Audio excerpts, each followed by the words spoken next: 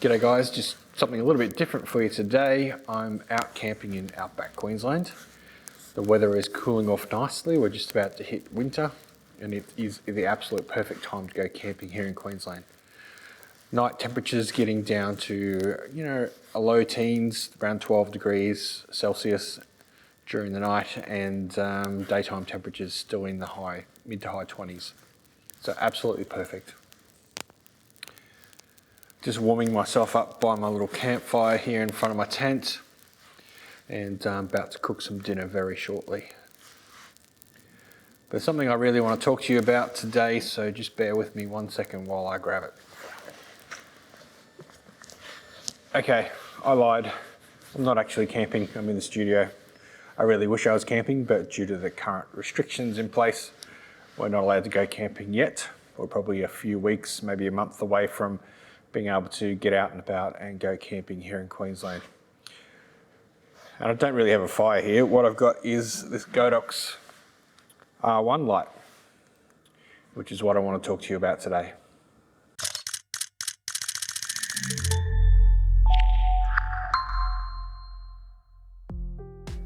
G'day guys. It's actually been well over a month since I did that little intro. I guess I've just been busy with doing a lot of other things and I haven't been doing a lot of shooting, so I haven't had a chance to really test this guy out. But I have done one shoot using this light, which I'll talk a little bit about later on. So first up, I just wanted to mention that this light was provided to me by the guys at Pergear. They sent it out for me to test and to do this little review video, but they didn't pay me to do the video. So let's have a look at this little light and I'll talk a little bit about the features and how to operate it. If you want to check out the full specifications, you can do that pretty easily for yourself online. Okay, so to start with, there's this little slidey switch here, which is basically just your on-off button. Next to that is the USB charging point. And we've also got a 1/4" connecting point, and it comes with a little adapter, hot shoe adapter, which you can then mount that onto top of a camera. If we switch back to the other side, we've got a mode selection button, a selection button here to change the settings, and also a brightness control on this side. So let's just switch it on. As you can see there, I'm in CCT mode, set to 5000 degrees Kelvin, and the brightness level is set to 0. It goes from 0 right up to 100. And as you can see, while it looks pretty bright on screen there, it's actually not a super bright light. If I hold that up on the shadow side here, what I can see this being used for mainly is as a fill light or a practical light. And I'll talk more about that in a second. So going back to the settings, I'll just drop that brightness down a little bit, drop it down to 10%. So as I mentioned, we're in CCT mode and set to 5000 degrees Kelvin.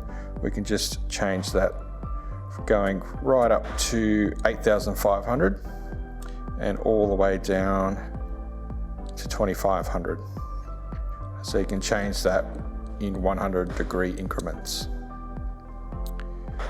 So if I press this little button here, that will change the mode. We're now in hue saturation mode and we can change the color. So we're in hue at the moment and I'm just scrolling through and you can see those colors changing there.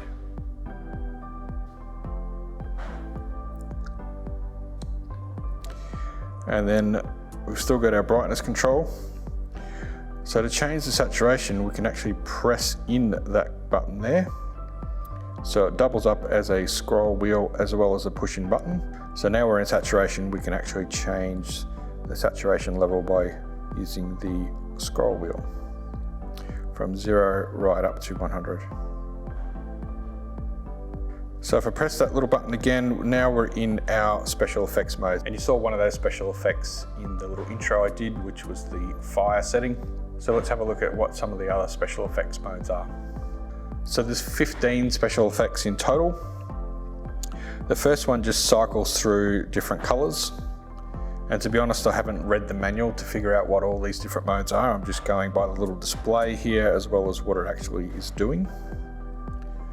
So that one is more of a lightning effect. So number 3 is a different style of scrolling through different colors. So number 4 is lightning.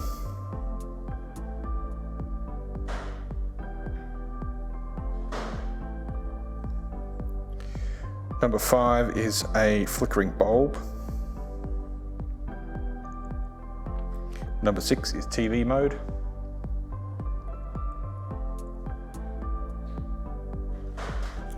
Number 7 is candle. Number 8 is the fire setting, which you saw at the beginning.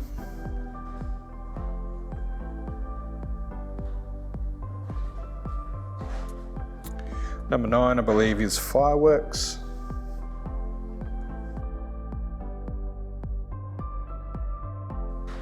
Number 10 is cop car.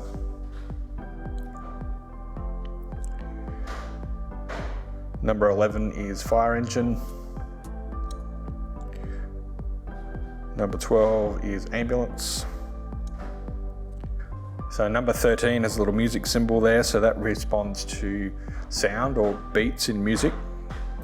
So if I click my fingers, you can see that it fires straight away.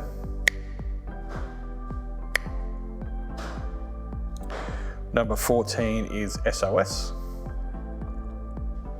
And we're back to number 1. So supplied with the light is this little diffusion dome, and that just clips on the front with magnets. And it's quite secure, it's quite hard to pull off actually.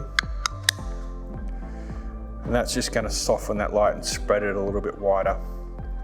It will of course reduce the output just a little bit, but it doesn't seem to be a huge amount. So this little Godox R1 is not a particularly powerful light. Obviously it's tiny, so it's not going to be that useful for a main light. So in this situation, lighting me at the moment is an Aputure 120D with the light dome. So you're not going to be able to replace something like that with this tiny little light. But where I see this being really handy is just as a little fill light or as a practical light hidden in your set somewhere. So the one shoot that I've done with this so far, I did with my wonderful housemate, Jacqueline Fury. She's a burlesque performer. She's performed all over Australia and around Europe. She's a very talented lady. So we did a project recently where we shot a series of images and released some ebooks, which all revolved around her posing with her ceramic cheetah that she has, which she's named Derek. So in this scenario, she wanted to pose with a vintage chair and lamp, and I thought this would be the perfect light to put inside the lamp and use as a practical. So all I did basically was use this little guy with the diffuser attached, placed it inside the lamp, set it to CCT mode, and then set the color temperature to a warm setting, something like 3200 degrees Kelvin, to match the background warmth that we're getting in the shot. So this is one of the final shots that I edited up.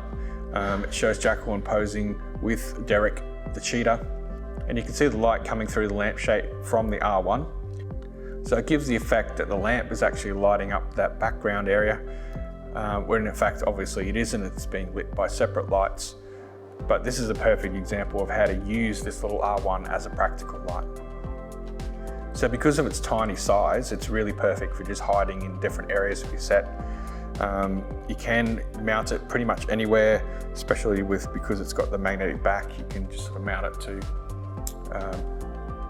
to fixtures above, use it as a little hair light, mount it off to the side out of frame, but still fairly close to your subject, and use it as a fill light. So it's quite a versatile little light, especially given its fairly cheap price and all the features that it provides. So I can definitely see myself using this little Godox R1 a lot more in the future, but it is going to have a very specific purpose. So if you've already got one of these little Godox R1s, let me know, comment below, tell me what you think of it. If you're thinking about buying one, if you have any questions, just comment below as well. There is a link in the description below to Amazon, to the Per Gear store. Those guys do some pretty good pricing, so make sure you check them out. Thanks again for watching, and I'll see you guys in the next video. Ciao for now.